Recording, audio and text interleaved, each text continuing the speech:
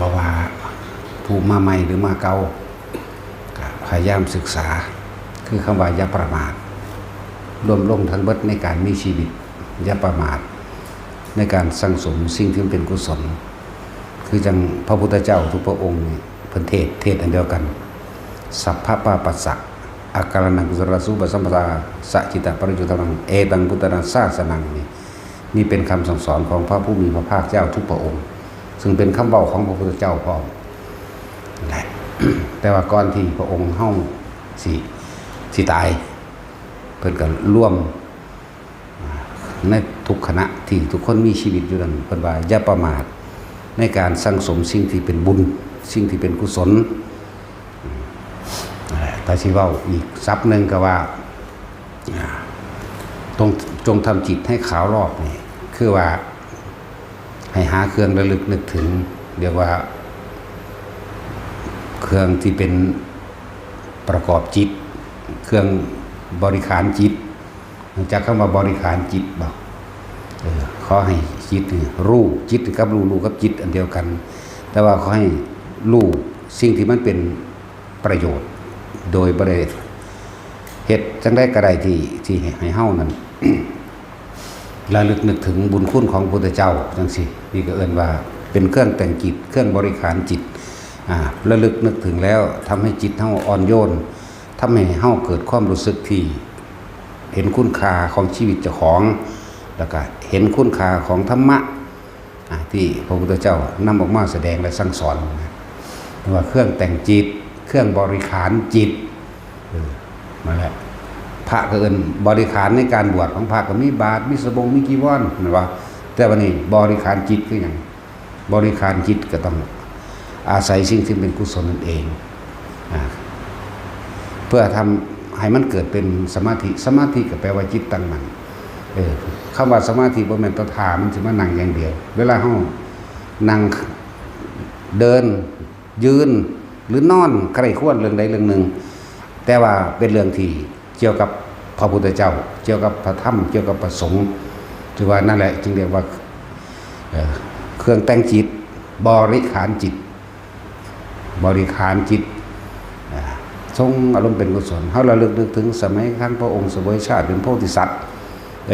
ได้กับให้ทานแม้กระทั่งชีวิตตัวเองไก่ท่านมาได้ศีลแม้กระทั่งชีวิตตัวเองกับแลกกับศีลเนกขัมมะปัญญาพยายามที่นำความรู้แจ้งเห็นจริงตามความเป็นจริงในสิ่งทั้งหลายทั้งปวงนำออกมาแสดงให้หมู่สัตว์ทั้งหลายคือพวกเฮานั่นแหละได้รู้ได้เห็นอย่างเช่นอริยสัจสี่เกิดเป็นทุกข์แก่เป็นทุกข์เจ็บเป็นทุกข์สาเหตุคือความอยากดับทุกข์คือสิ้นความอยากหนทางแห่งการดับทุกข์ในขณะที่มีชีวิตอยู่คือมรรคมีองค์8จังซี่เลยเอิ้นว่าบริขารจิตคิดระลึกนึกถึงสิ่งที่พระพุทธเจ้าได้ทรงกระทำมาสิ่งที่พระสงฆ์ได้พากันสืบต่อและทรงกันกระทำมาแล้วก็พระธรรมต่างๆที่เพิ่นนำออกมาแสดงบ่ว่าสิเป็นธรรมในบทกรณีก็ช่างบทญาณีบทธรรมจักรอนัตตลกนสูตรอธิตปริยสูตรและบทอื่นๆมากมายตลอดทั้งธรรมบททั้งใดทั้งปวงนี่เอิ้นว่าบริขารจิตเท่าสิของอยู่เฉพาะสิ่งที่มันเป็นกุศลคุณงามความดีแล้วจิตตัวนี้สิอ่อนโยนมีเมตตาไปเองมีกรุณาไปเองเพราะว่าเฮาซึมซาบเอาอุปนิสัยพระพุทธเจ้าแม้เพียงเศษเสี้ยวนึงก็ตามอะไรจังว่าเป็นเครื่องแต่งจิตเป็นเครื่องบริขารจิตให้จิตของเฮานั้นมีเครื่องอยู่ใดอยู่สิ่งที่มันเป็นกุศลนี่ต้องไม่ทำร้ายเบียดเบียนให้ผู้ใดผู้หนึ่งเสียชีวิตและทรัพย์สินตลอดทั้งคนและสัตว์เมื่อบ่เบียดเบียนแล้วจิตใจมันก็น้อมไปในทางที่จะสละมันสิน้อมไปในทางที่สละทานอันเป็นของภายนอกอาหารยารักษาโรคเครื่องห่มที่อยู่อาศัยต่อมาทานอันเป็นของภายในคือมีการช่วยเหลือด้วยกำลังเขาสั่งวัดสั่งว่าหรือเขามีงานสาธารณประโยชน์ทั้งใดเขาก็ไปสั่งเขาบอกเงินสั่งแต่เขาเอากำลังเขาออกหรือบริจาคอันเป็นไม้เป็นอุปกรณ์ต่างๆตลอดทั้งกำลังของตนเอง และอันเป็นปรมัตถะในการก็คือการแนะนำปรมัตถะท่านอันหนึ่งก็คือการแนะนำประโยชน์แนะนำให้ในทางที่มันบ่ผิดพลาดนั่นแหละจังหวะนี้เอิ้นว่าเป็นเครื่องปรุงแต่งจิตเป็นบริขารของจิตอันเป็นการทรงอารมณ์อันเป็นกุศลแล้วเฮาสิบ่ไปคิดถึงการที่เป็นอกุศลคือเบียดเบียนทำร้ายให้ผู้อื่นเสียชีวิตและทรัพย์สินและในการเบียดเบียนทำร้ายให้ผู้อื่นเสียชีวิตและทรัพย์สินสิ่งทั้งหลายที่เฮากระทำทั้งหมดตั้งแต่คิดเนี่ยมันก็เดือดร้อนบ่แห้งแล้วสิว่าหยังกับการกระทำมันก็เดือดร้อนบัดเฮาก็เห็นว่าสัตว์โลกเป็นไปตามกรรมนั่นมันก็ไหลเข้าไปสู่บริการจิตอันให้ตื่นรู้ในสิ่งที่ตามความเป็นจริงว่าสัตว์โลกเป็นไปตามกรรมการกระทำของเองนั่นแหละเป็นตัวชี้วัดสุขและทุกข์ของตนเองการกระทำตัวเองเนี่ยเป็นตัวชี้วัดว่าในภายหน้าหรือภพหน้าหรือชาติหน้าเฮาสิได้รับสุขหรือทุกข์ประการใดก็คือขึ้นอยู่กับการกระทำในชาตินี้อย่างเฮาเว้าย่นย่อ ชาตินี้รับผลกรรมใดชาติก่อนทำผลกรรมนั้นอย่าบอกชาตินี้ทำผลกรรมใดชาติหน้าก็จะรับผลกรรมนั้นแต่ว่าทุกคนนั่นน่ะหาเครื่องประดับประดาจิตหาเครื่องประดับประดาแห่งความรู้หาเครื่องประดับประดาความคิดต่างๆที่มันเป็นกุศลนั่นเองจึงคือว่าเครื่องปรุงแต่งจิตและเป็นอันเป็นเครื่องบริหารจิตน้อมนำเข้าสู่เป็นกุศลนี่แหละคำว่าสัพพะปัสสะอะกรณังกุรสูปสัมปทานี่ใส่จิตตะประโยชน์ทัพพนังเอตังพุทธาสาสนังเมื่อเฮาคิดไข้ควรในคำสอนของพระพุทธเจ้าใครควรประสบการณ์ชีวิตจริงของตัวของเองเฮาสิยอมรับมันเมื่อเฮายอมรับมันแล้วเฮาก็ใครควรส่วนปัญญาอันสูงสุดก็คือการรู้เห็นตามความเป็นจริงคืออนิจจังกับอนัตตาสิ่งใดสิ่งหนึ่งเกิดขึ้นเป็นธรรมดาสิตั้งอยู่จังสั่นสิมันคงจังสั่นสิแบบนั้นเป็นอันบ่มีเลยสิ่งใดสิ่งหนึ่งเกิดขึ้นเป็นธรรมดาเหมือนกับคนเกิด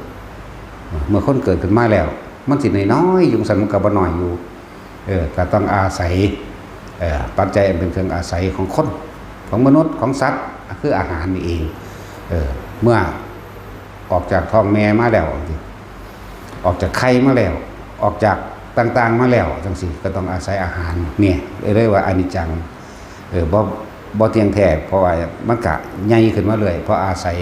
อาหารข้าวน้ำต่างๆใหญ่ขึ้นเรื่อยว่าอันนี้มันสิเกี่ยงมันอย่างยืดดูมันคงแบบเก่าบ่ได้ซึ่งว่าสิ่งใดสิ่งหนึ่งเกิดขึ้นเป็นธรรมดาสิ่งนั้นหาความจริงอย่างยืดบ่ได้ตั้งอยู่เป็นธรรมดาสุดท้ายสิ่งนั้นก็ต้องแตกดับเป็นธรรมดาเหมือนคนเกิดมีที่สุดของความเกิดคือความตาย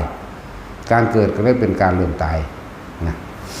นั่นแหละเฮาก็เข้าใจยอมรับความจริงมันก็เมื่อยอมรับความจริงได้ทุกสิ่งทุกอย่างได้บัดนี้สัพเพธัมมานารังได้บัดทุกสิ่งทุกอย่างว่าจะเป็นต้นไม้เกิดนอแตกแขนงขึ้นมาแล้วใหญ่ไปเรื่อยใหญ่ไปไสล่ะใหญ่ไปตายอันนี้จังอนัตตาอันบ่ล่ะเลื่อนว่าเกิดกับดับสัตว์ควายออกจากท้องแม่มาแล้วก็กินหญ้าอาหารน้ำต่างๆใหญ่ไปเลยก็ใหญ่ไปตายคนใหญ่ไปตาย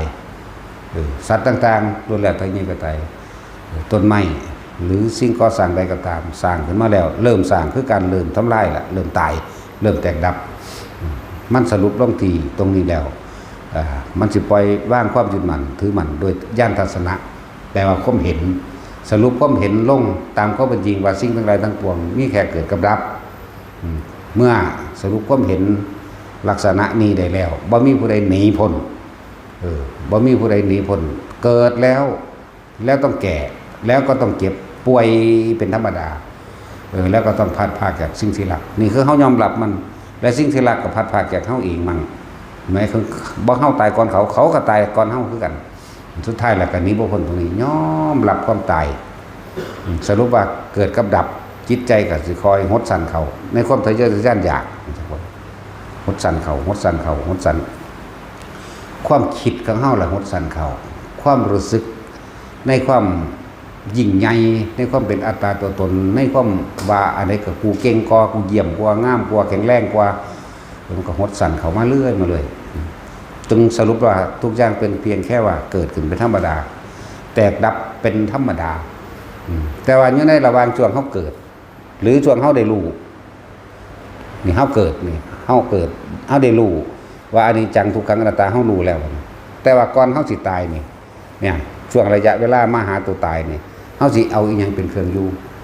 นั่นแหละพระพุทธเจ้าเขาจึงบอกให้ทุกคนนั่นน่ะ ทรงฌานเจริญฌานอันเป็นเครื่องอยู่จากว่าล่ะเป็นเครื่องเป็นวิหารธรรม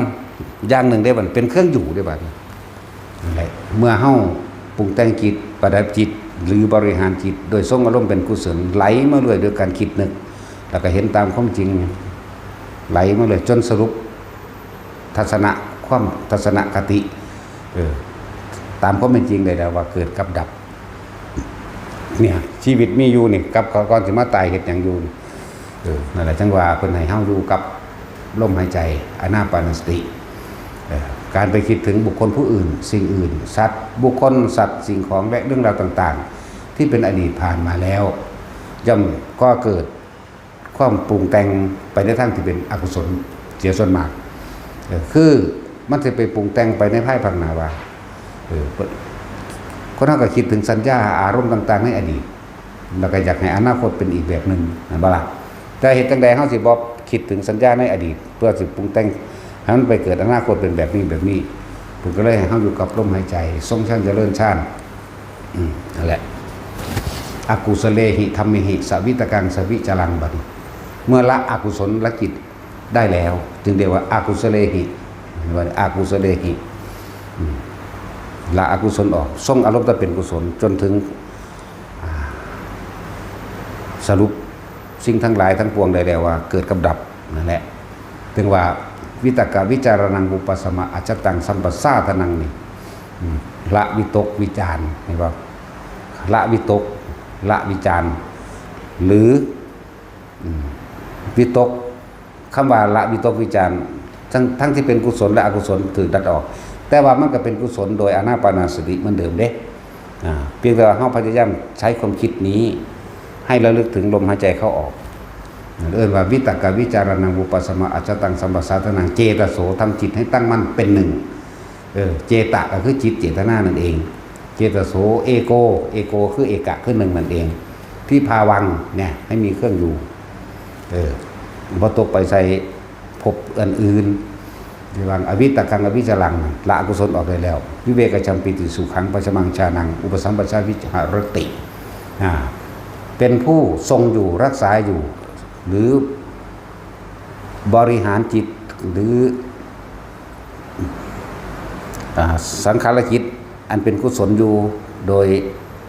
ทรงอยู่ในวิตกวิจารวิตกเฉพาะจึงกุศลวิจารประคองเอาไว้สืบต่อเนื่องแต่ว่าหมายเอาการฝึกลมหายใจนี่เองรู้ลมหายใจเข้าออก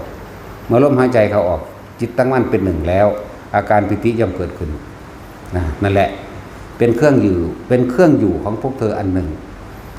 มันจะมีคำว่าวิหารติตบท้ายตลอดเห็นบ่ล่ะวิตกวิจารณังปุปะสมาอัจฉตังสัมปสาทนังเจตโสเอโกติภาวังอวิตกังอวิจารังนิเวกจัมปิติสุขังปัตมังชานังอุปสัมปิสาวิหารติปีติยาใจวิราคาอุเบกโกเนี่ยจะเป็นทุติยังชานังอุปสัมปชาวิหารตินี่ทุติยังชานังนี่เข้าไปสู่ขั้นที่สองขั้นตอนที่สองอันเป็นวิหารธรรมอันหนึ่งของพวกเธอนั่นทุติยังชานังอุปสัมปชาวิหารตินั่นมีวิหารคือเก่าบอกว่าสุขสัจจปหานาทุกขสัจจปหานาก็ไปแบบนี้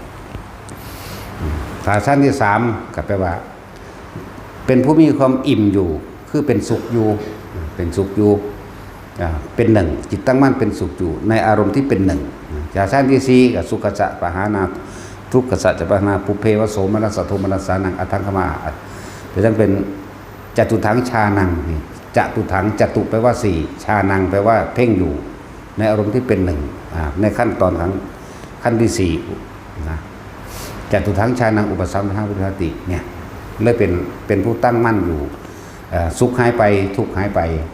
พอใจและบ่พอใจเกิดขึ้นบ่ได้ก็จิตอยู่ตั้งมั่น อยู่ในความว่างอันหาประมาณไรนี่ก็เป็นเครื่องอยู่อันหนึ่งของพวกเธอเข้าใจว่าดังนี้ในช่วงที่เฮารู้ถ้ำแล้วเนี่ยเฮารู้ความจริงในอนิจจังอนัตตานั่นแหละไหลมากก่อนที่สิตายในระหว่างถ้ำกลางนี่เฮาจะต้องหาเครื่องอยู่ให้จิตเฮาเองเลื่อนว่าทรงฌานจะเลื่อนฌานโดยอาศัยลมหายใจเป็นฌานที่1ที่2ที่3ที่4 4 3 2 1 1 2 3 4ไล่ไปไล่มากเพราะว่าจะเป็นการเข้าการออกอยู่ในระดับขั้นที่1ขั้น2ขั้น3ก็ว่าไปเกิดความวสีเรียกว่าคล่องแคล่วว่องไวของมันเองแต่ทุกคนสามารถฝึกได้นั่นแหละเฮาสิเห็นอย่างต่อไปเมื่อเฮามีจิตตั้งมั่นดีแล้วเป็นสมาธิตั้งมั่นดีแล้วเฮาสิเห็นความคิดเฮาสิเห็นผู้สร้างโลกเฮาสิเห็นผู้สร้างต่างๆเฮาสิเห็นนายช่างผู้สร้างเรือนเข้าใจว่าล่ะนายช่างคือไผนายช่างคือความคิดเฮาเองอันออกจากจิตจิตมันเป็นผู้รับรู้วัตถุทุกอย่างทุกสรรพสิ่งร่วมอยู่ในจิตเข้าใจว่าเนี่ยว่าเป็นสัญญาเวทนาสังขารวิญญาณก็ร่วมอยู่ในจิตอันเดียวจิตกับผู้รู้กับจิตอันเดียวกันเพียงแต่เราไม่คิดนึกปรุงแต่งแต่ว่าล่ะพอเขาบ่คิดออกไปอาศัยยังเป็นตัวอาศัยสัญญาที่ตาเห็นหูได้ยินจมูกได้กลิ่นลิ้นได้รสกายสัมผัสเกิดความรู้สึกพอใจหรือบ่พอใจมันก็คิดออกไปที่นี่เขาควบคุมมันกลับมาลมมั่งอยู่กับอุณาโลมมั่งอยู่กับความรู้สึกในกายอันเป็นอาการปิติมั่งเนี่ยตัวนี้วัตปิติมันเกิดมันเป็นอุเบกขาทั้งนั้นแหละเข้าใจว่าล่ะเฮาบ่ไปคิดปรุงแต่งกับรูปรสกลิ่นเสียง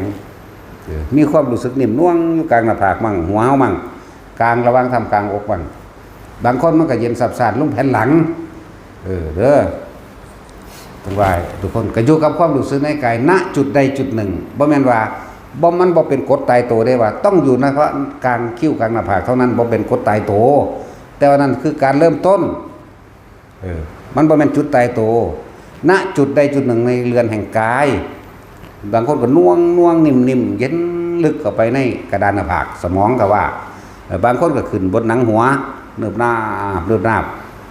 ไหลลงมาตามไตถ้อยกับงอนก็ว่าไปบางคนก็ว่าลองทำกลางอก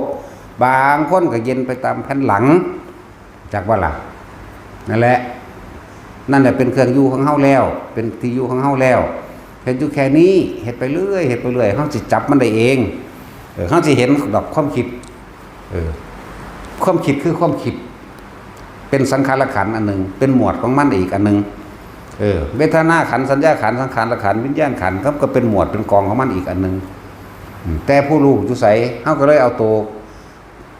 ผู้รู้หรือรู้ก็คือรู้สึกตัวนี้เองเอามาไว้ตรงกลางหน้าผากนี่ที่ให้ทุกคนให้ฝึกอุณาโลมเมื่อมันชินแล้วมันก็ค่อยไปหัวมั่งทำกลางอกมั่งแผ่นหลังมั่งหรือไหลไปมาตามร่างกายก็แล้วแต่นั่นแหละคือผู้เอาตัวนี้มาเป็นตัวยืนยันว่าเฮายังอยู่ในหลักของสติปัฏฐาน4ตั้งมั่นอย่างลงที่กายที่เวทนาที่จิตเวทนากายเวทนาจิตเลิศว่าจิตหนึ่งรู้สึกตัวทั่วพร้อมอยู่ณกายณจุดใดจุดหนึ่งเห็นอยู่แค่นี้นึงเด้มันเกิดบ่ได้เด้ล่ะนะจักว่าล่ะไปท่านี้แหละบ่ต้องไปคาดคะเนเอาว่าการบรรลุต้องเป็นแบบนั้นต้องเป็นแบบนี้ดอกบรรลุความจริงโลดถ้าสิบรรลุเข้าใจบ่บรรลุความจริงคือรู้แจ้งตามความเป็นจริงว่าทุกสิ่งทุกอย่างมีเพียงแค่ความเกิดและความดับเท่านั้นนั่นหรือเห็นอนิจจังเห็นอนัตตาเท่านั้นแต่มันกับบ่มีความเข้าไปยึดมันว่าเป็นของตนอัตตาตัวตนมันก็ดับไปทั้งตัวแต่เหลือแต่เครื่องอยู่เฮ็ดจังได๋เวลาสิ่งนั้นสิ่งนี้เข้ามากระทบเฮาสิบ่หวั่นไหวเฮาสิบ่ปล่อยจิตไปเข้าใจบ่ล่ะเฮาสิบ่ปล่อยความรู้สึกไปกับสิ่งที่ตาเห็นหูได้ยินน่ะเฮ็ดอยู่แค่นี้แหละเดี๋ยวสิเห็นเองดังหน้าขั้นตอนแรกก็เป็นธรรมดาเฮาก็ควบคุมความคิดอยู่ปฐมฌานวิตกหมายถึงคิดถึงลมหายใจแล้วเขาออกวิจารณ์ประคองเอาไว้ให้สืบต่อเนื่องบางทีความคิดมันก็ไหลไปดึงกลับมานั่นแหละเอิ้นว่าให้คุ้มซะก่อนดึงกลับมาดึงกลับไปดึงกลับมาจนอาการปิตินั้นเกิดได้เมื่ออาการปิติเกิดได้ตรงกลางหน้าผากพอสำหรับเฮาคือเฮาใส่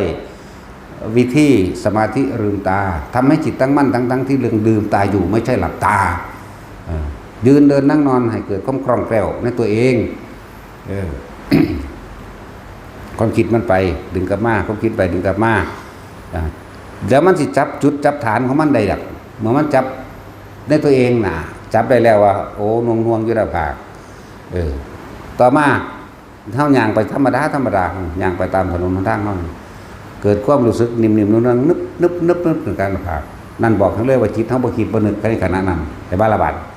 มันเหลือเฉพาะความรู้สึกตัวแล้วเอิ้นว่าทุติยฌานขั้นที่2วิตกหายไปคือบ่คิดถึงหยังบ่วิตกและวิจารบ่คิดถึงหนังบ่ใคร่ครวญเรื่องนั้นเรื่องนี้หายไปยังกงงอกๆไปมันเป็นโลดอกนั่นแหละชั้น1ผ่านแล้วชั้น2เกิดขึ้นบางที่มันก็ขึ้นหัวเลยบางที่มันขึ้นปีกไทถ้อยขมับขมบมันก็เป็นอยู่บางที่มันก็มาระวังทำกลางอกมันก็เกิดแผ่นหลังมันก็เกิดเย็นก็ไปทำกลางโค้งกระดูกข้างในอกเข้าถูกไหมอย่าว่าล่ะก็เกิด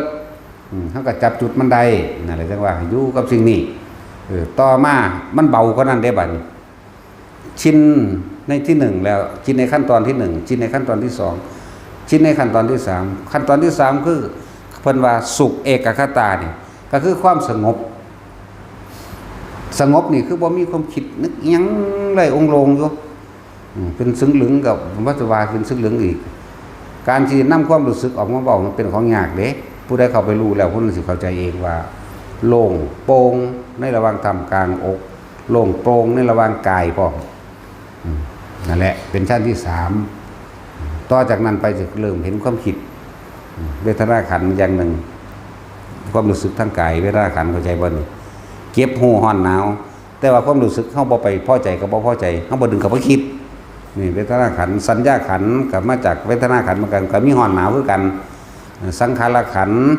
พวกนี้มันสิเป็นหมวดแห่งความคิดต่างหากเข้าใจว่านี่วิญญาณขันธ์ก็รับรู้แห่งความรู้สึกเจ็บปวดแสบร้อนหนาวนี่มันก็เป็นของมันอีกต่างหากนั่นแหละ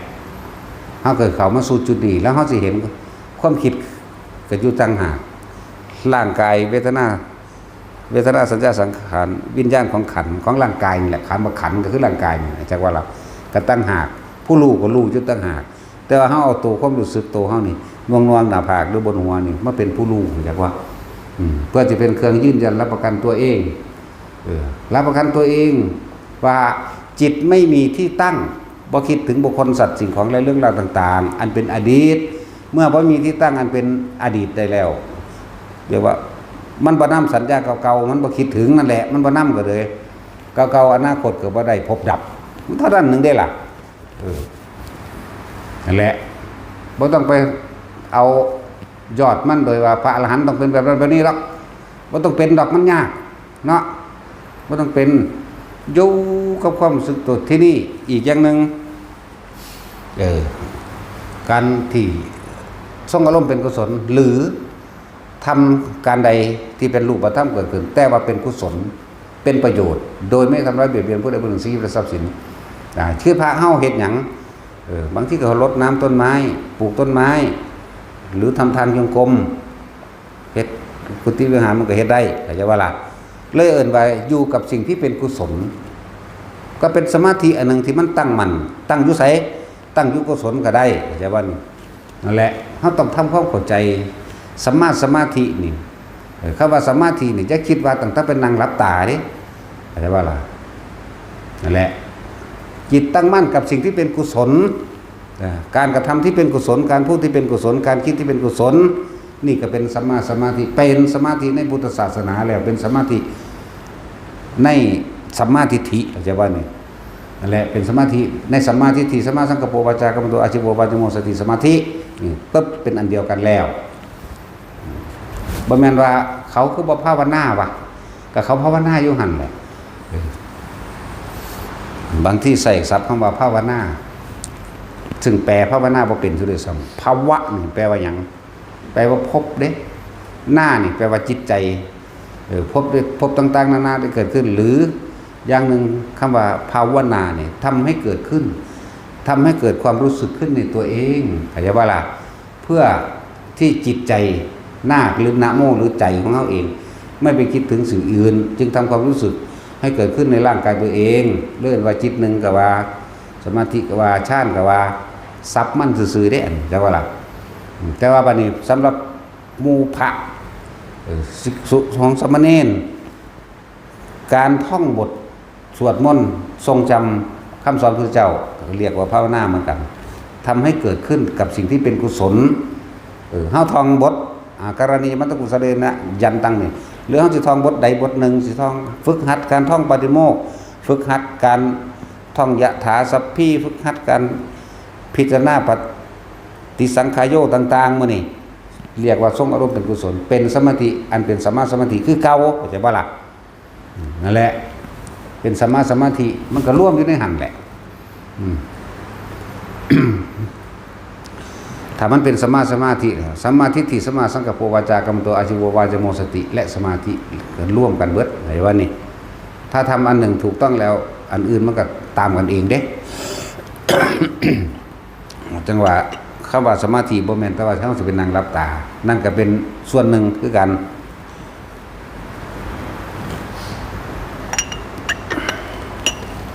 แต่คำว่าสมาธิในพุทธศาสนาเป็นสมาธิที่ไม่เบียดเบียนเด้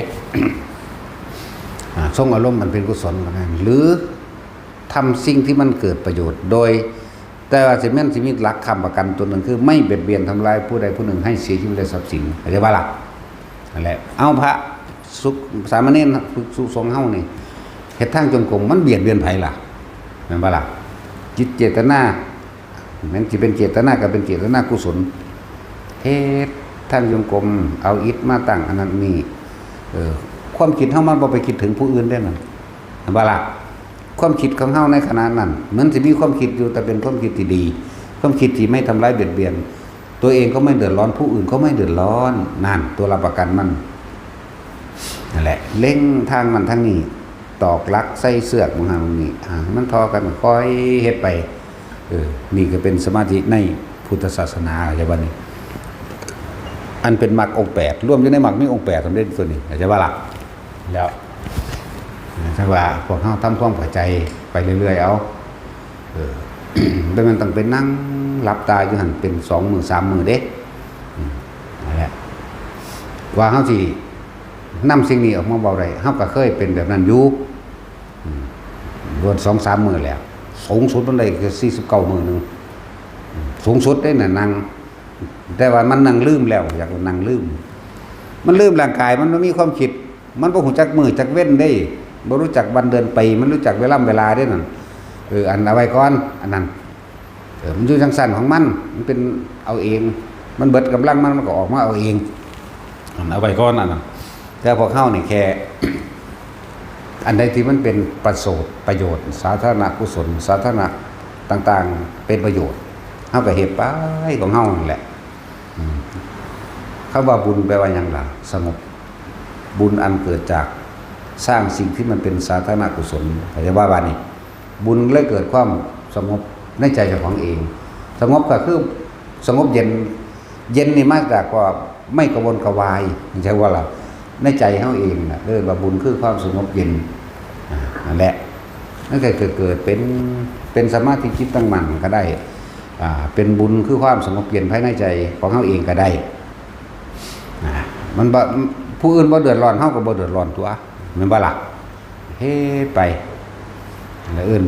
ว่าบุญกุศลอันเกิดจากการสร้างสาธารณประโยชน์เฮ็ดร่วมกันทำทางจงกรมทำถนนปลูกต้นไม้รดน้ำต้นไม้นี่ล้วนแล้วถ้าเป็นประโยชน์ต่อผู้อื่นทั้งเบิดแม่นบ่ล่ะก็ประโยชน์ผู้อื่นกับประโยชน์ตนนั่นแหละแม่นบ่ล่ะบ่แม่นประโยชน์ตนโดยตั้งใจทำเพื่อตนเด้ประโยชน์ผู้อื่นที่เฮาเฮ็ดเพื่อผู้อื่นนี่เป็นประโยชน์ตนโดยสาธารณะส่วนตัวใช่บ่ล่ะเป็นการทำที่พึ่งของตนด้วยตนเป็นที่พึ่งของตนก็คือการได้ช่วยเหลือคนอื่นนั่นเองแล้วก็เป็นที่พึ่งอันกว้างขวางอาจจะบาลาบันเฮ็ดไปบ่ได้ว่าแต่ว่าสิเดินจงกรมนั่งสมาธิอย่างเดียวดอกไม่ความหมายที่แสดงให้ฟังนี่อ่านหนังสือธรรมะเป็นสมาธิแล้ว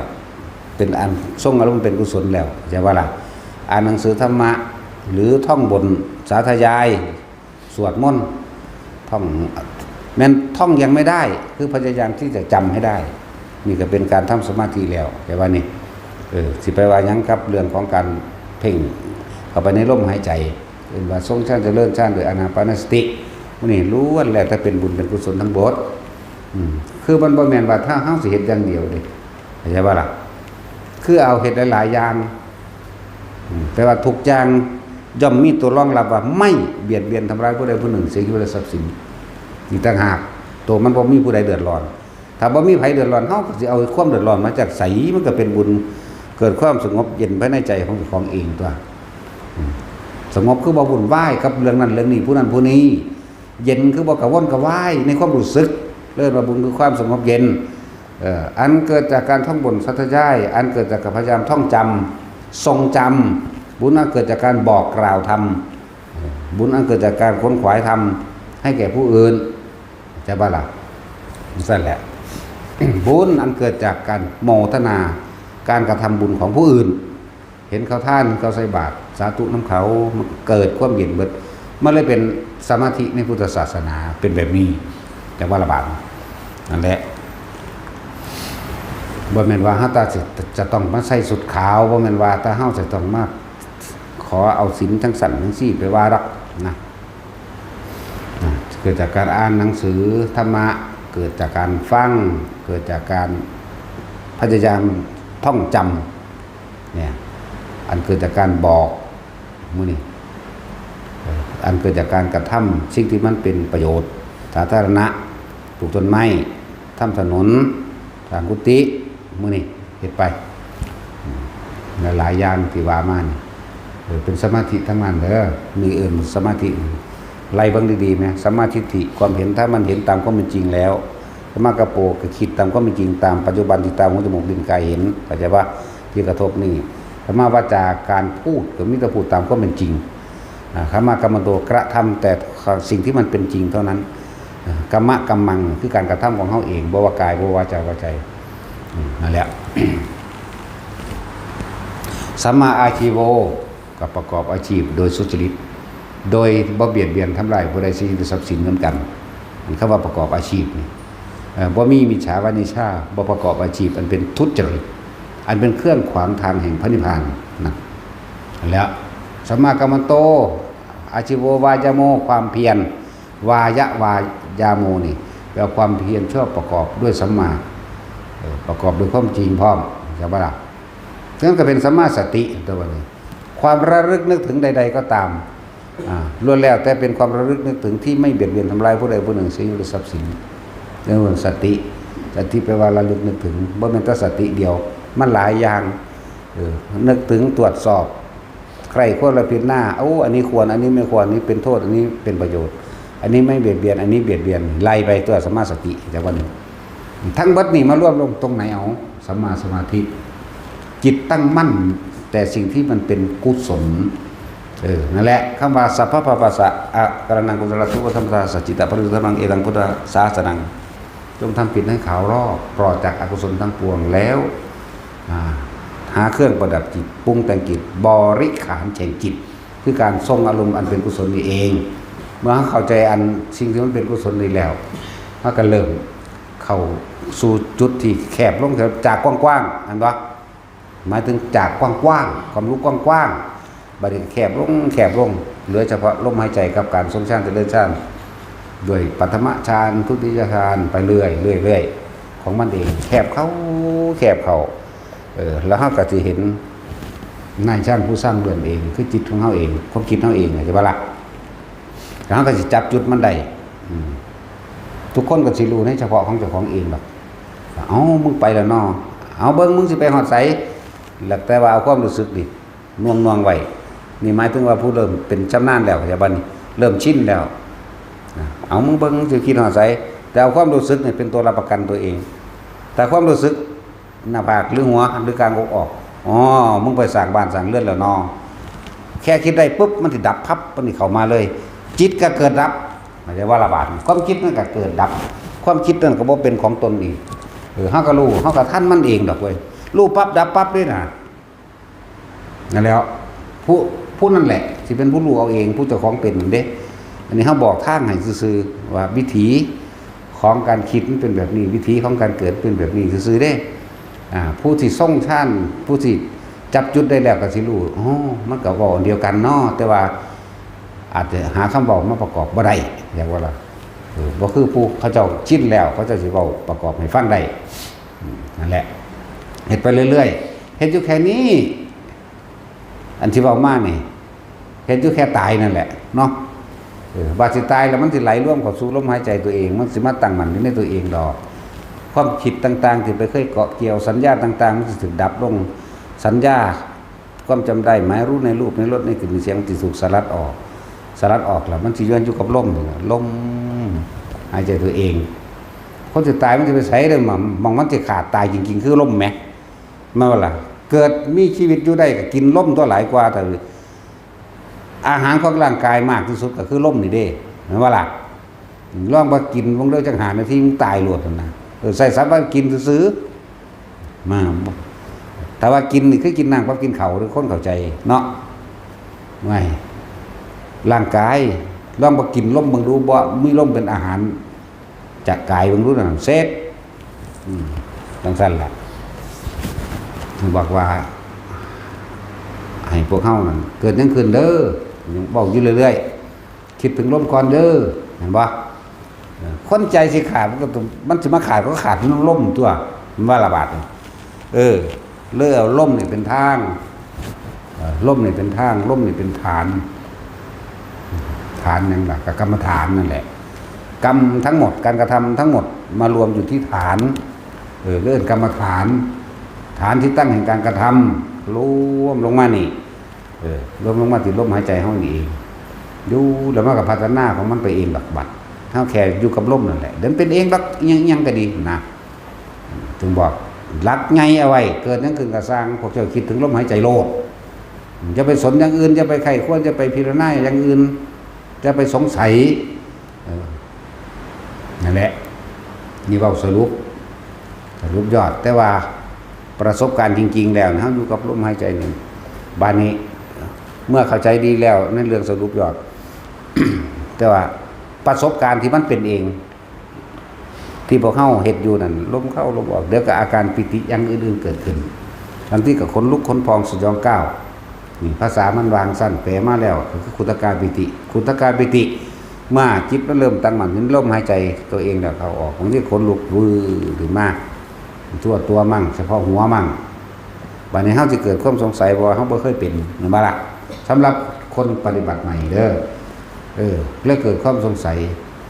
ส่วนมากคนที่มีความย่านตื่นไปในทางที่เลวหมายถึงย่านผีกับย่านตายเนาะเพราะถ้าเป็นคนลุกสู้ซ่าขึ้นมาแล้วหาความหมายของมันโลดเป็นหยังเนาะผีบ่นั่นนี่บ่นะนั่นแหละจึงบอกว่าถ้ามันมีอาการที่เฮาอยู่กับลมหายใจได้แล้วที่บ่ทันได้ฝึกอุณาโลมหรือมันบ่แม่นกฎตายตัวเด้อการปฏิบัติทั้งเบิดบ่มีกฎตายตัวอย่างว่านี่วิธีของไผของเราบ่แม่นต้องวิธีนี้เท่านั้นวิธีอื่นผิดบ่แม่นเด้อจึงบอกว่าเฮาถนัดแบบนี้เฮาชำนาญแบบนี้เฮาก็เอาสิ่งเหล่านี้ออกมาบอกเป็นทางให้คนที่นั่งสมาธิอยู่แล้วอยู่ลมหายใจเข้าออกวืดอยู่นี่สิมีคำบริกรรมพุทโธพร้อมก็ตามนะมาปัตตกรรมสัมมารังก็ตามสิบริกรรมหรือบริกรรมก็ตามเฮาก็มาจากคำบริกรรม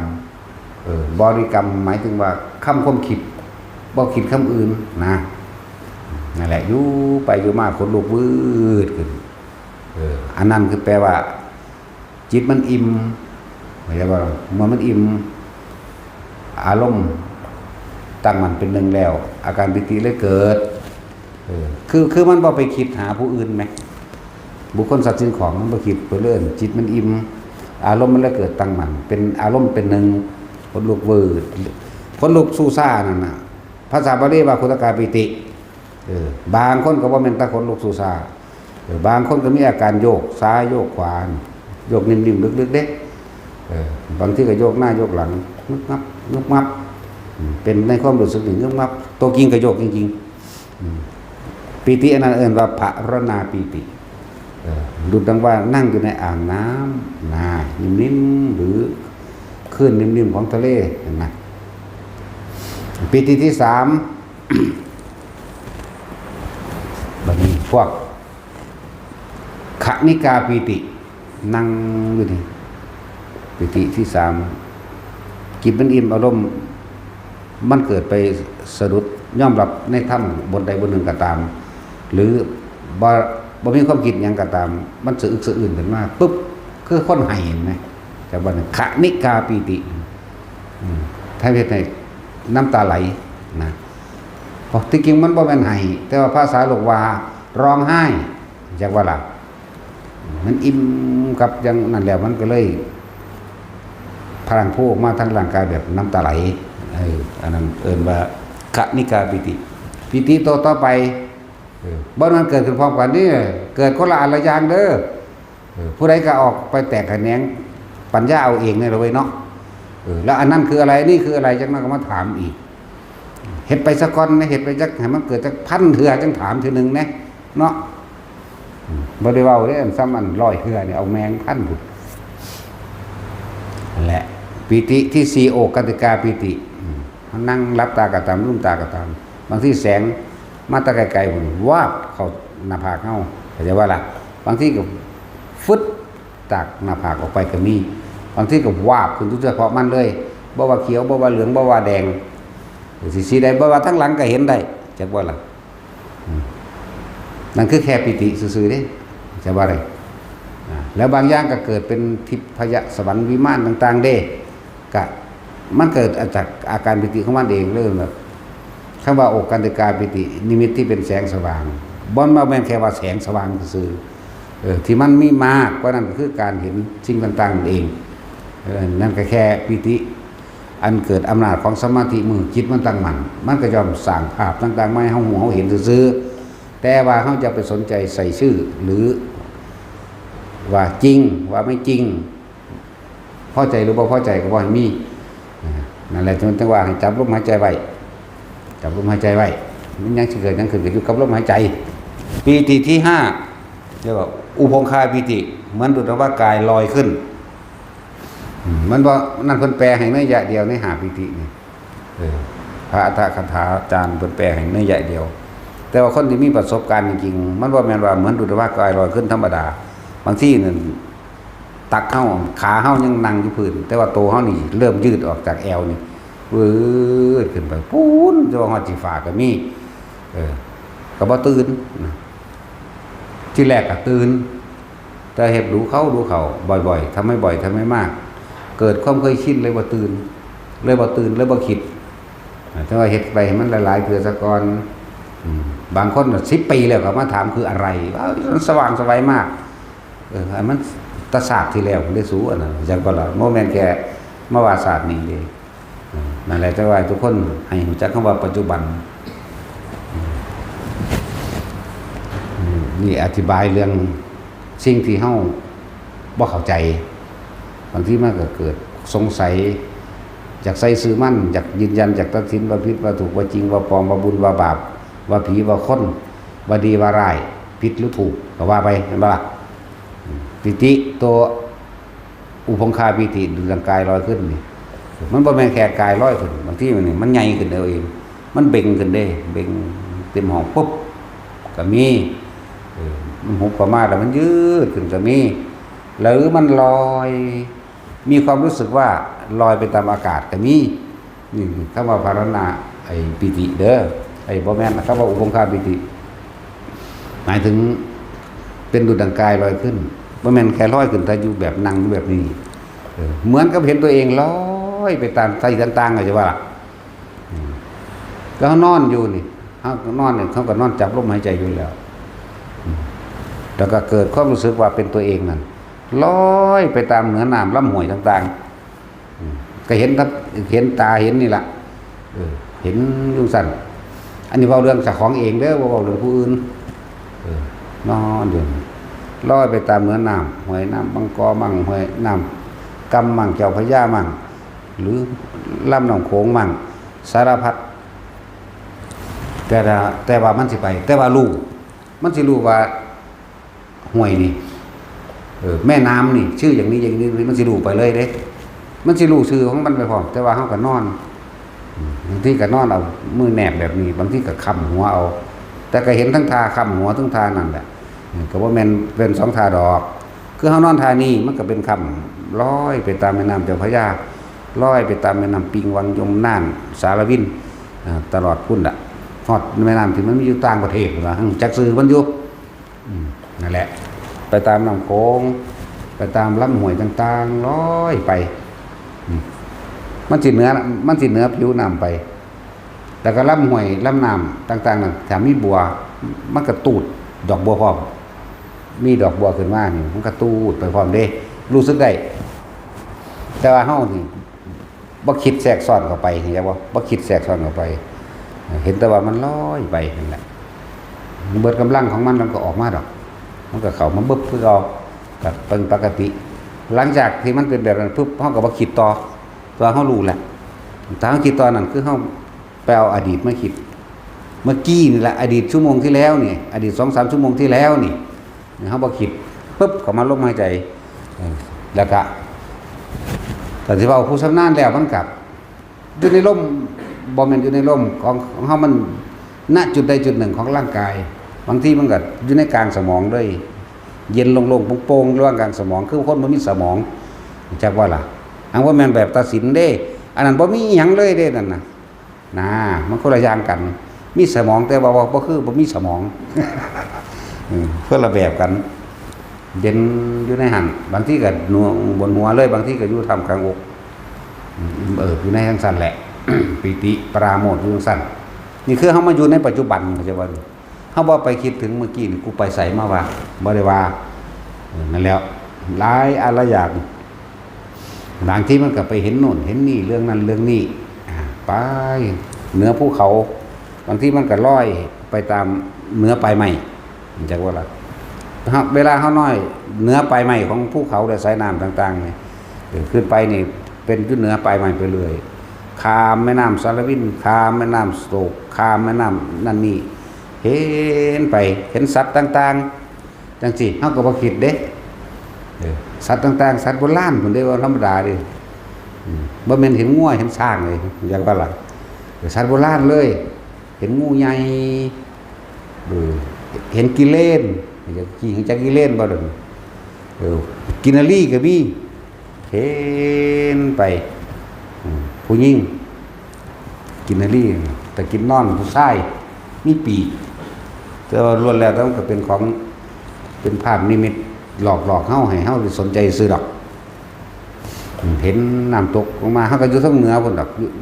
เหนือปลายไม้เขาก็เล่นน้ำจอมๆแจ่มๆของเขาอยู่หั่นแหละเห็นไปนั่นแหละสิ่งเหล่านั้นมันเป็นตัดทึ่งคืออย่างเดมันเป็นตัดโดดเข้าไปเล่นน้ำเขาคนเดนะนั่นแหละบางที่มันลอยลงมาเหนือน้ำเห็นสร้างน้อยซ้ำโปรตีนนี่ไหมซ้ำไข่ไก่ไปสร้างน้อยจากบ่อสร้างน้อยสร้างคักๆนี่แหละสร้างน้ำ มันจะได้น้ำเดแต่ว่าเป็นตัวใสๆโค้งกระดูกมันกับแบบเดียวกันเบิดกับสันมีง่าออกมาพร้อมกันนะสันมีง่ามีง่วงอย่างสี่ก็มีอันนี้มีที่ลึกลับ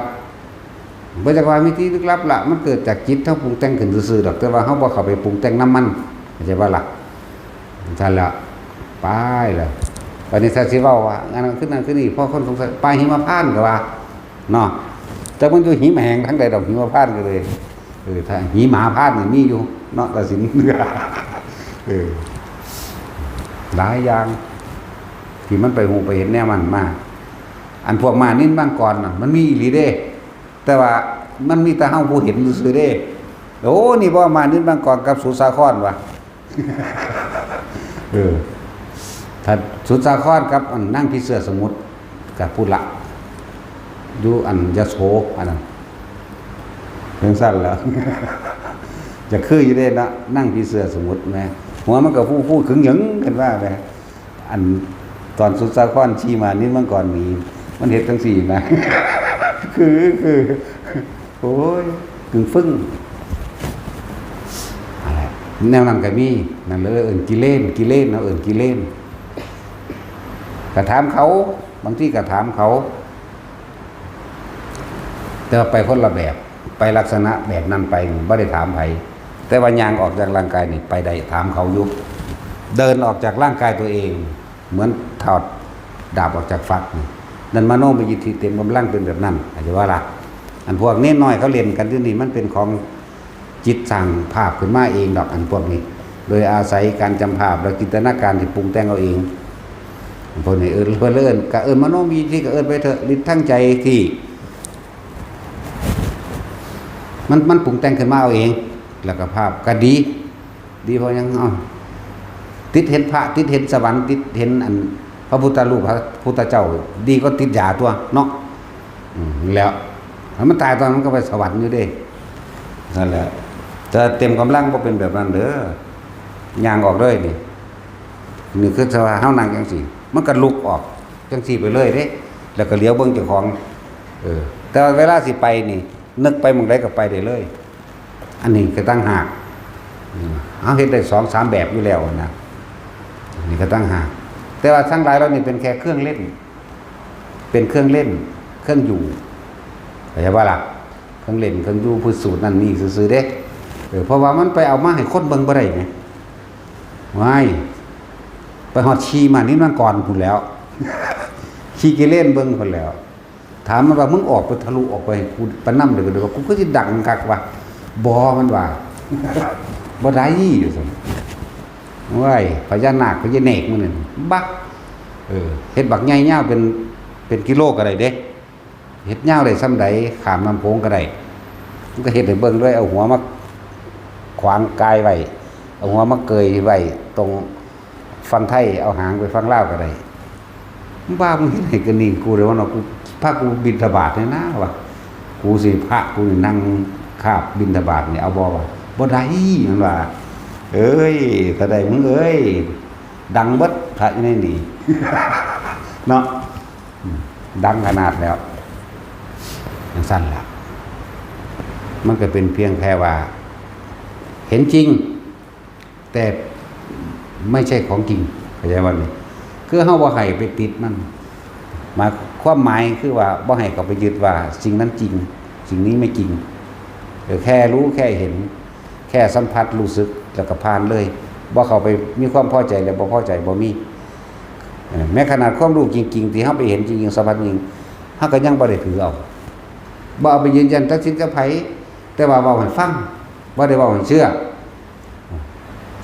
ถ้าเชื่อมันบ่ปฏิบัติมันก็จะเอาเรื่องที่เฮาเว้าไปเว้าเถียงกันเด้อนะจังซั่นจังซี่ปรุงแต่งไปบักหลายกว่าเขาอีกลูกกว่าผู้เห็นอีหลีซ้ำบัดนี้เนาะลูกยิ่งกว่าผู้เห็นจริงๆซ้ำตัวอันพวกฟังผู้อื่นไปเว้านี่ว่าเอ้ยถึงพริกถึงขิงความรู้สึกมันบ่รู้โตได้แต่มันหลงมันบ่ล่ะเวลาเขาขัดแย้งขัดง้างโอ้ถูนใส่เขาว่าสั่นนั่นบ่ฮู้ซ้ำตัวนั่นบ่ฮู้สึกโต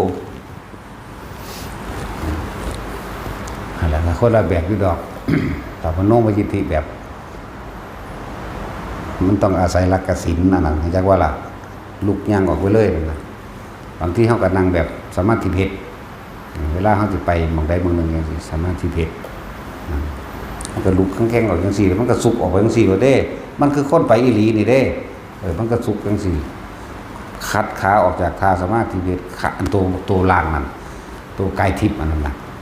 มันทางสมาธิเพชรอยู่มันก็ดึงขาของออกมันก็ลุกออกไปย่างไปโลดเวลาสิไปมันร้อยไปโลดเด้ไปแบบมันก็มีนั่นแหละไปหลายทางที่ต่างๆไปพบพ่อนั่นนี่คุยกันได้อันนี้แต่ว่ากะพ่อสำนันแหละพวกเจ้าเบิ่งหนังดีกว่า เนาะเบิ่งหนังจักๆวงๆเรา เพราะฉะนั้นแหละยังมาเว้าด่าคนป่างๆมันยังมันคือเก่าอยู่เห็นว่าล่ะแต่ว่าเห็นวิเศษวิโสหยังเลยบ่ได้ดลบันดาลอิหยังบ่ได้เฮ้ยของเล่นของขี้ตัวเนาะของบ่จริงแต่ว่าก็เว้าให้ฟังซื่อๆดอกว่าเป็นพ่อได้เป็นประจักษ์พยานที่หมู่พระพุทธเจ้าพระสงฆ์เพิ่นเว้าเรื่องสวรรค์เพิ่นเว้าเรื่องนรกเพิ่นเว้าเรื่องสัตว์ทิพย์ต่างๆนะเฮากับพ่อได้เป็นพยานให้เพิ่นว่าโอ้มันเป็นของจริงแม้กระทั่งพวกเปรตต่างๆคือจังเปรตกาจังสิมันก็ยังอยู่เด้โหบักใหญ่เด้บ่ได้น้อยเปรตกาที่เพิ่นพระโมคคัลลาเห็นหรือเปรตชิ้นเนื้อสิเป็นคนขาหมูจุกรุงสาวัตถีสิมันก็ยังอยู่คือเก่า ห้องอยู่อีกเอาอยู่เจ้าเดี๋ยวนี้แหละเป็นนกกระรุ่มจังสิคนนั่นแหละมีคือไม้คันลาวแต่ว่าเป็นมีไฟใหม่พร้อมซัดซอดพุ่นซอดพี่ก็เห็นอยู่แนวมื้อนี้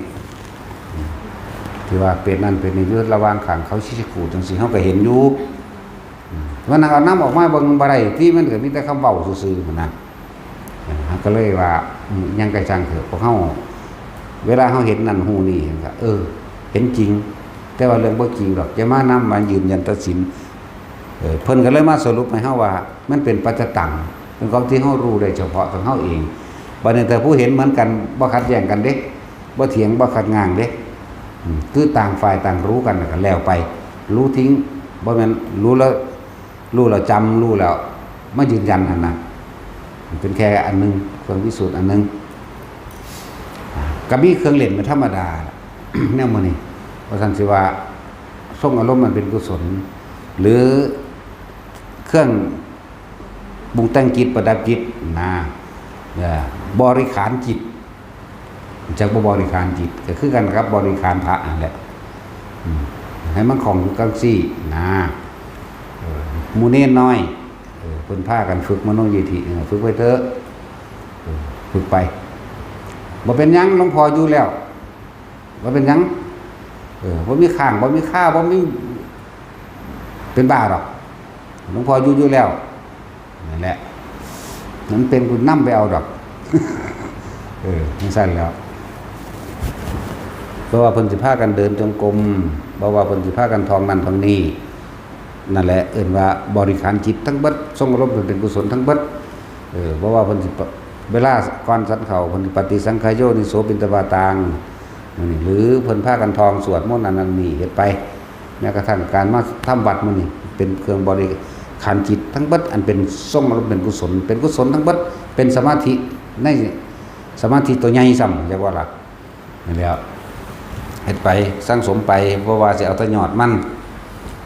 ยอดก็คือมีแต่อยากบรรลุอันนั้นวางความหวังเอาไว้แต่อยู่ในปัจจุบันเรียกว่าหลักวางยอดเอาไว้นี่พออยู่ในความปัจจุบันรู้ลมบันอยู่ในความรู้สึกตัวของเฮาเองมื้อนี้นั่นแหละ เฮ็ดไปคือพวกเฮาอยู่เดี๋ยวนี้เนี่ยฟังธรรมนี่สำคัญนะฟังธรรมสุตตมยปัญญาเพราะทุกสิ่งเริ่มต้นแรกมาพุทธเจ้าเป็นผู้รู้ในยยธรรมทั้งปวงธรรมนี่ยิ่งกว่า 84,000 พระธรรมขันธ์เพิ่นย่นย่อลงมาเหลือนิดเดียวที่มาสอนนะปัญจวัคคีย์ก็อาศัยการฟังด้วยล่ะแม่นบ่ล่ะนั่นล่ะเอิ้นว่าสุตตมยะแปลว่าใจเพื่อนได้ยินได้ฟังแล้วน้อมเข้ามาสู่ใจตัวเองแล้วก็เกิดความเห็นแจ้งรู้แจ้งเห็นจริงตามความเป็นจริงได้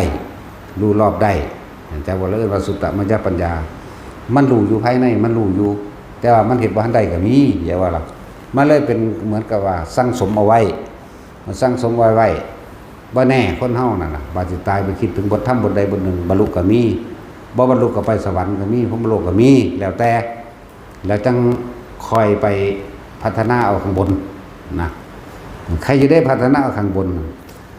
ถ้าอยู่ข้างล่างบ่ได้พัฒนาเด้มีแต่ฮ้อนจังซั่นล่ะถ้าอยู่ข้างล่างเนาะตาสะยันก็ไปนรกเด้แม่นว่าล่ะใครตัวเฮายังเดตีนให้เอาเกาะขึ้นมาอยู่แม่นว่าล่ะชัดเจนบ่บาดตายเลยนะแม่หามันจังไปนรกเลยมันยังผ้าขาห่างมันขึ้นมานี่อยู่มันใช่แล้วนั่นแหละเพราะว่าสิ่งสังสมมันมีอยู่นี่ที่ไว้สิ่งที่สังสมคือเฮามาบวชไว้ในพุทธศาสนานี่เห็นบ่ยังดีได้ยังมีอานิสงส์ตัวนี้นำไปซอยอยู่จังว่าล่ะมันบ่คิดจังออกมันคิดถึงหลวงพ่อเมื่อล่ะคิดถึงหลวงพ่อก็ร้อยรถแล้วคิดถึงปุ๊บก็เห็นปุ๊บโลดเด้ถ้าก็เบิ่งอยู่เอ้าคือให้มึงใหม่จักหน่อยบ่นอวะกำลังสิบุบวาบที่เอ้า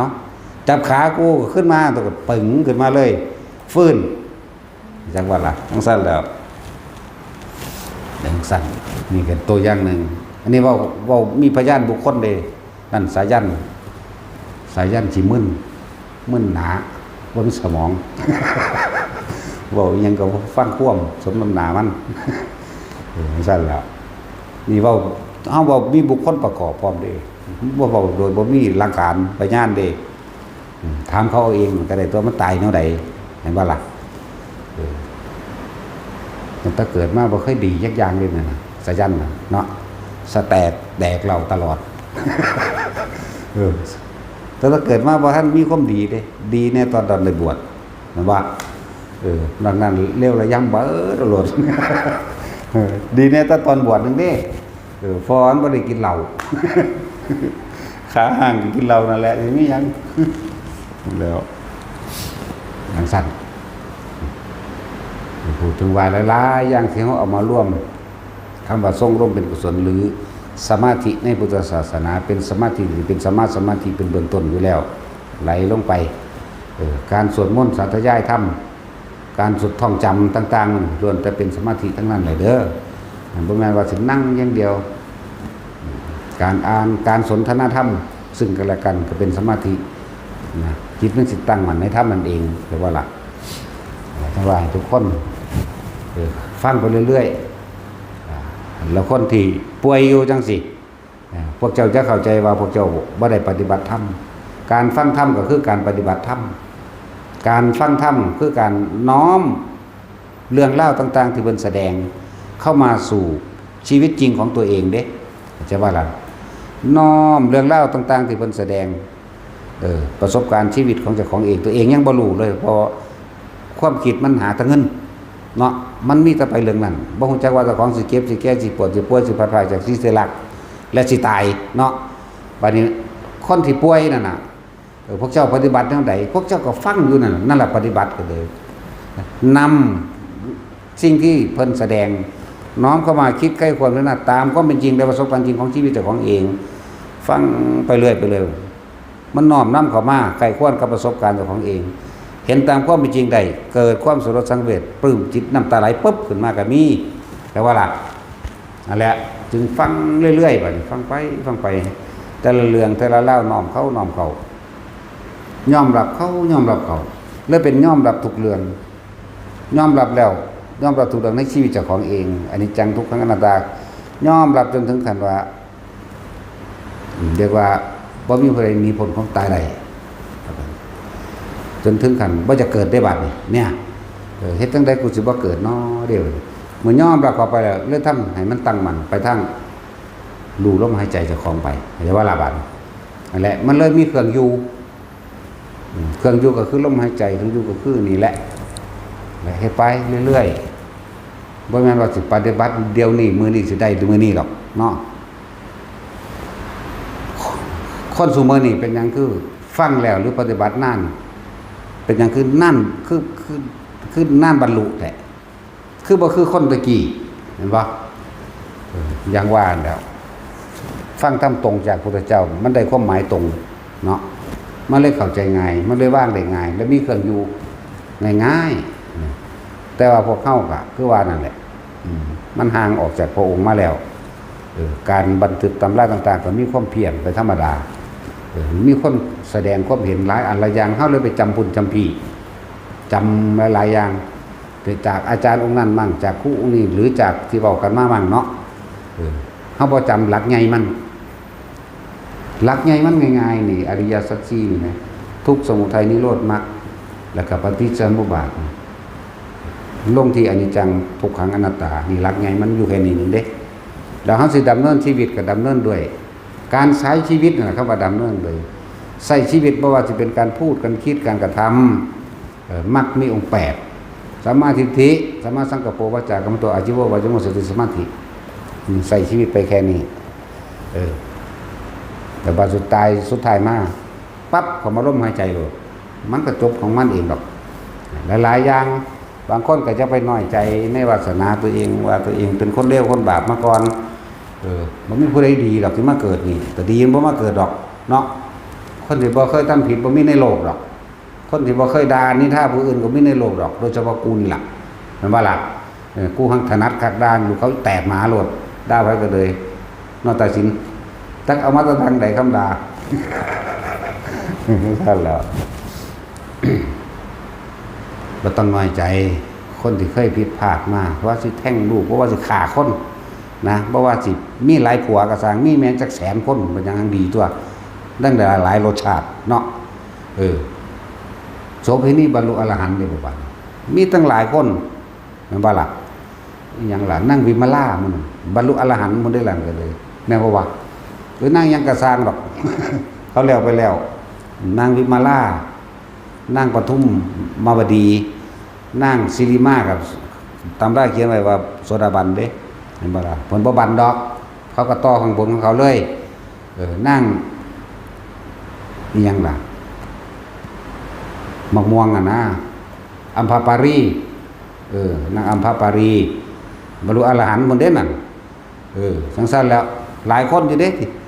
ที่ชีวิตมันเป็นแบบนั้นมาแล้วแต่ว่ากับบรรลุอรหันต์แต่ของเองหน่อยๆนึงดอกเว้ยเนาะหมายถึงความเลี้ยวๆนั่นนะนี่คือให้กำลังใจนี่คือวิธีปลอบใจให้อาจจะว่าเรื่องขาคนรักทิ้งรักของโอ้ยในโจรคาตทั้งหลายตัวแม่นบ่ล่ะไปอยู่กับผู้ใดขาหัวหน้าตายเบิดตลอด ธรรมดาบอกบรรลุอรหันต์เฉยได้นั่นน่ะภาษาลีบุตรได้ไปสอนเราแล้วในตำราว่ามาจิตสุดท้ายเขาสู่อนาคามีบ่แม่นไปเลยจักบ่ล่ะที่บ่เคยทำบุญมาหามซะทั้งใดจักเทื่อเอาเปรียบหมู่คือหยังนี่เนาะฆ่าปล้นกี้ข่มขืนอีกเด้ว่ามันธรรมดาเด้ฆ่าปล้นกี้ข่มขืนเขาเบิดเด็กน้อยก็ฆ่าผู้ใหญ่ก็ฆ่าผู้เฒ่าก็ฆ่าเพิ่นนี่ในโจรคาตนี่ก็สุดท้ายมาภาษาลิบุตรไปโปรดแสดงธรรมเอาบรรลุอนาคามีว่าซ่านในตำราว่ามีก็มีเนี่ยเอาเปรียบหมู่เนาะ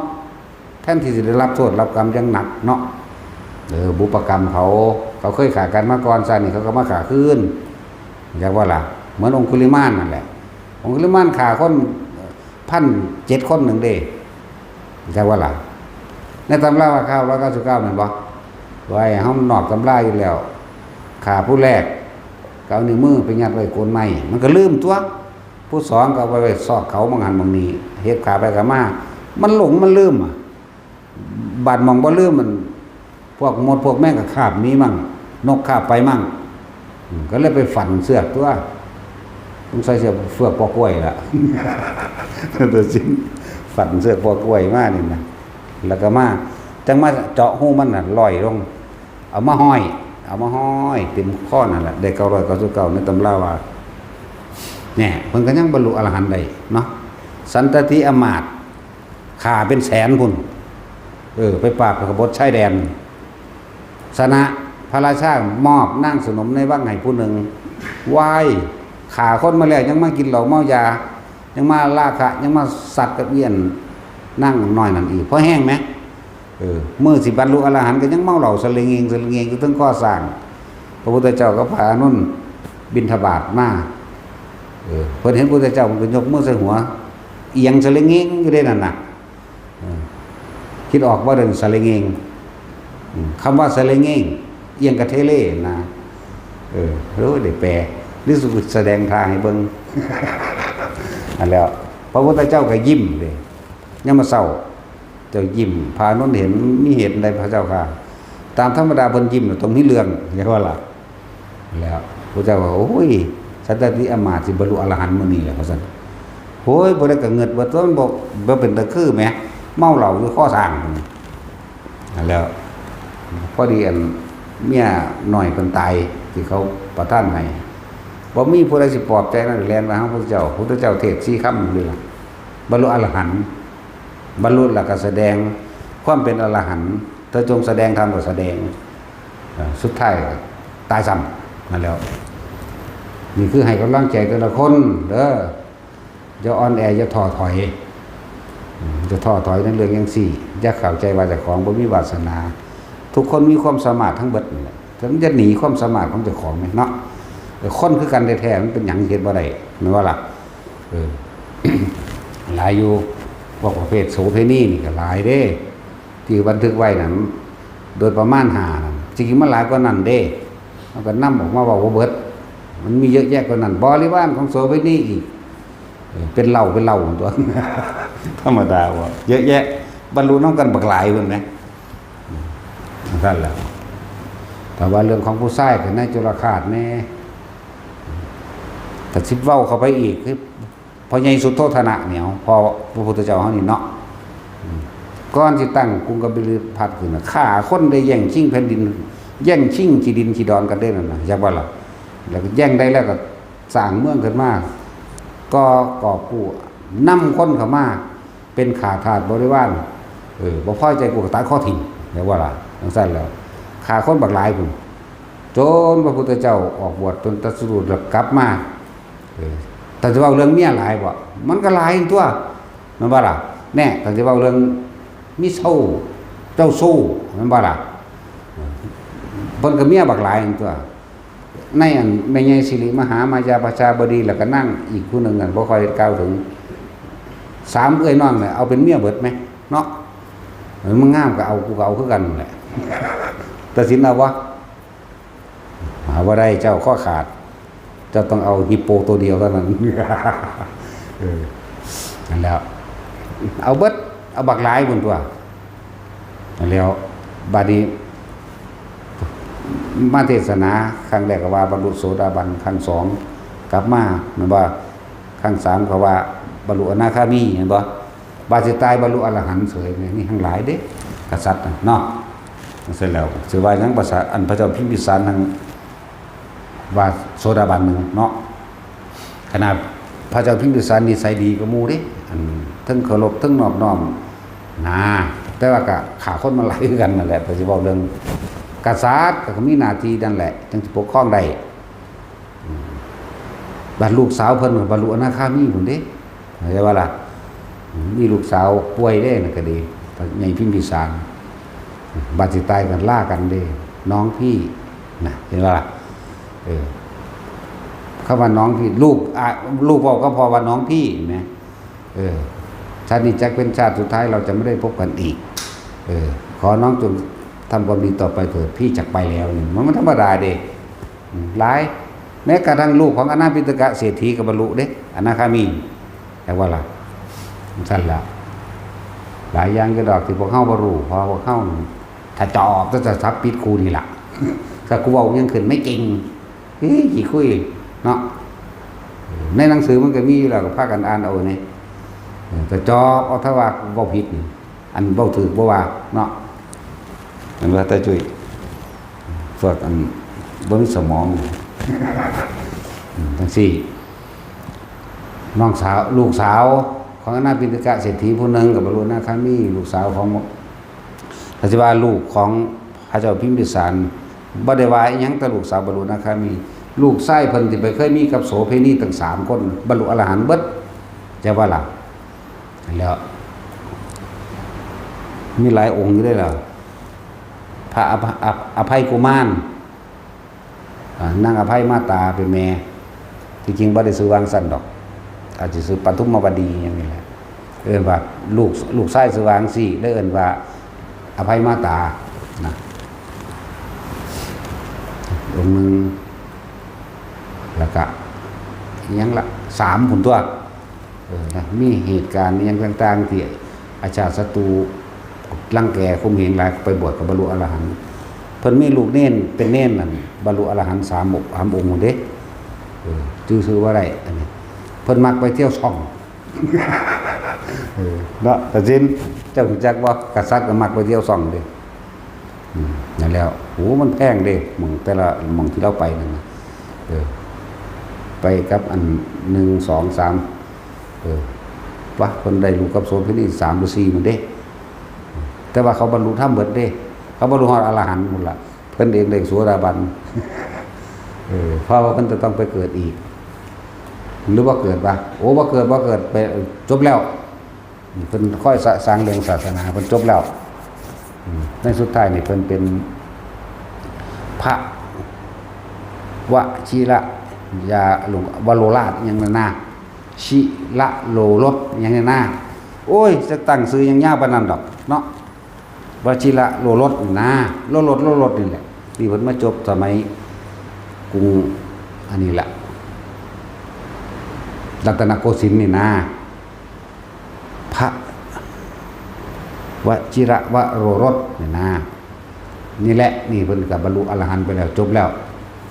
เป็นอรหันต์แล้วเดี๋ยวนี้ ผู้เพิ่นแต่งหนังสือให้เฮาเรียนทีเดียวนี้พวกแต่งหนังสือมาให้นักธรรมตรีโทเอกเรียนทีเดียวนี้แหละ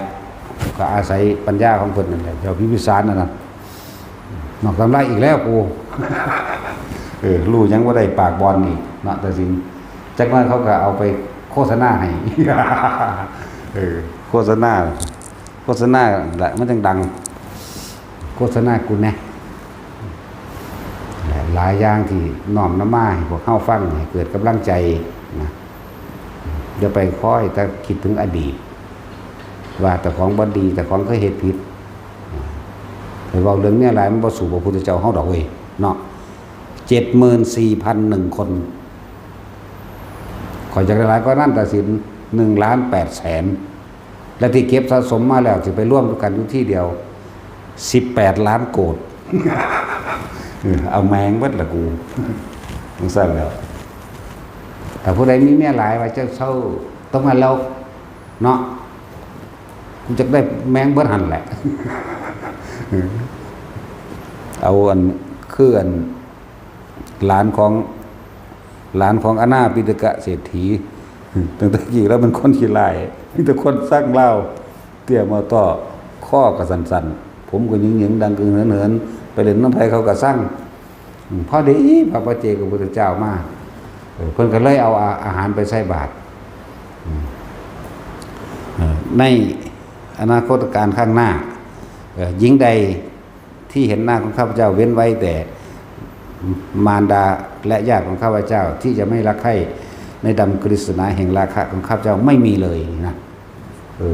พระปัจเจกเอวังโหตุอย่างเดียวเด้เขาขอหยังก็บ่ถามเขาเพราะไงนั่นไปเลย จงเป็นเช่นนั้นเถิดเด้เกิดมานี่แหละมาเป็นอันนี้แล้วตายแล้วไปสวรรค์ก่อนคนนี้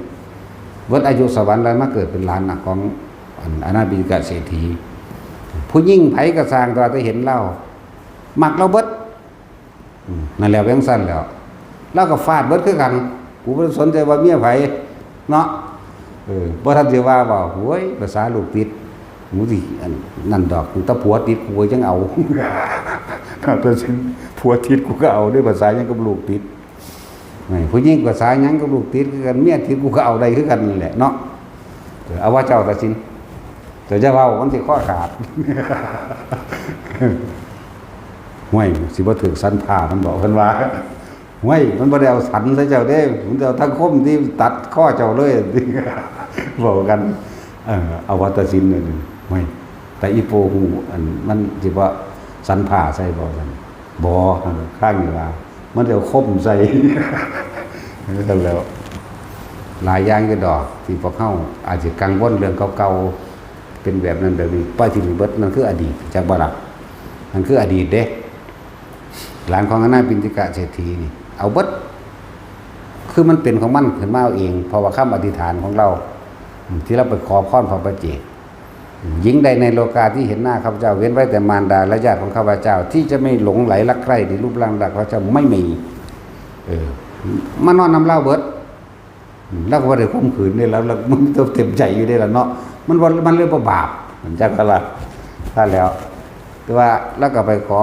นั่นเหตุจังใดเนาะเป็นญาติหลานบาปผู้นั้นก็เลยนำไปฟังธรรมพระพุทธเจ้าฟังไปฟังมาไปก็เลยบรรลุก็เลยบ่เฮ็ดหยังก็เพราะว่าอานิสงส์ได้ใส่บาตรพระปัจเจกก็ว่าอันนึงนะ